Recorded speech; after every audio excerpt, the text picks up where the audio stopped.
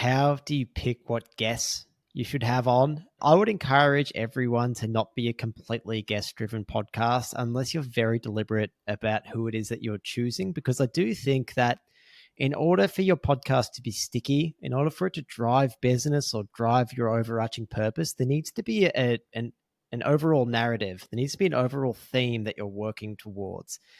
And unless you're very picky about your guests, it's hard to stick to that narrative. It's also hard for that knowledge to be completely associated with you.